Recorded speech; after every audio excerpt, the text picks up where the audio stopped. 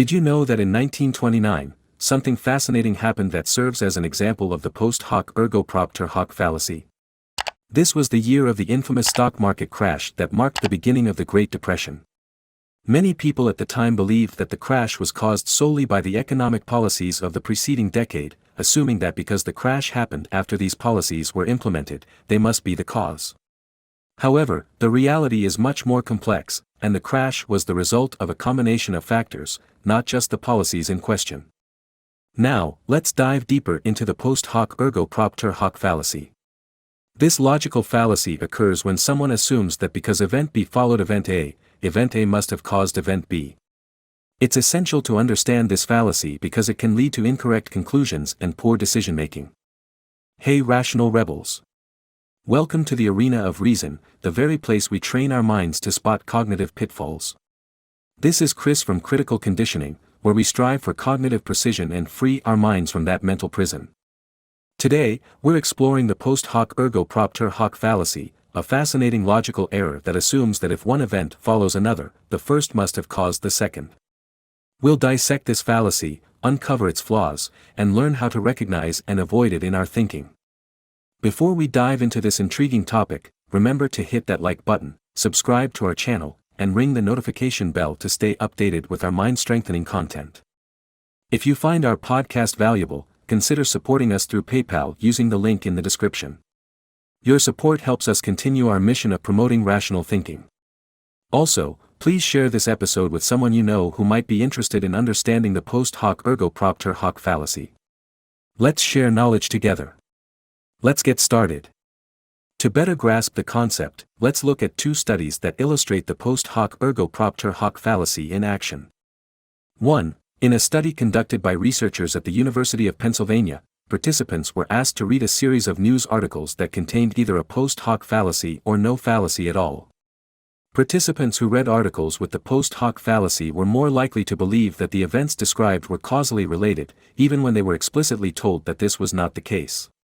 2. In another study, researchers from the University of California, Santa Barbara, found that people were more likely to attribute a causal relationship between two events when they were presented in a sequence rather than when they were presented simultaneously.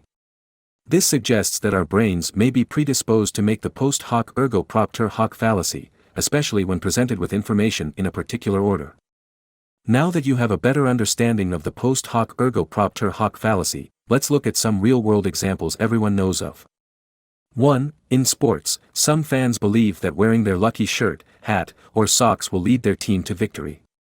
They might think that because their team won the last time they wore the lucky item, it must have been the cause of the win. 2. In the 1950s, a correlation was observed between an increase in ice cream sales and an increase in polio cases. People mistakenly believed that eating ice cream caused polio, when in fact, the two events were simply correlated due to the season. 3. Many people believe that if they find a penny on the ground and have a good day, the penny must have brought them good luck. This is another example of the post-hoc fallacy because there's no actual causal relationship between finding the penny and having a good day. 4. The infamous rain dance ritual, practiced by some Native American tribes, involved dancing and praying for rain. If rain followed the dance, the tribe members might have believed the dance caused the rain, even though it's merely a coincidence. 5. In the Middle Ages, people believed that the presence of a black cat could cause bad luck or misfortune. If something negative happened after encountering a black cat, they would attribute the misfortune to the cat, even though there was no causal relationship. To avoid falling victim to the post-hoc ergo propter hoc fallacy, it's essential to be critical of the information presented to you and consider alternative explanations for the events you observe. Here are some tips to help you spot the post-hoc ergo propter hoc fallacy and avoid falling victim to it. 1. Always question the assumptions. If you find yourself attributing a cause-and-effect relationship between two events, ask yourself if there could be other factors at play that might explain the connection. 2. Look for evidence. If you suspect that the post-hoc fallacy is at play, search for scientific evidence or research that supports or refutes the supposed causal relationship between the events in question.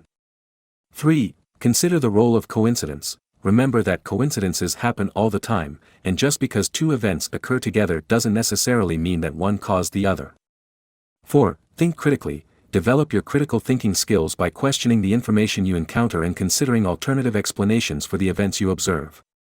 By keeping these tips in mind, you can protect yourself from the post hoc ergo propter hoc fallacy and make more informed decisions in various aspects of your life. So, rational rebels, what do you think about this fallacy? Do you know a story or have an experience of yourself or someone you know who fell for this fallacy?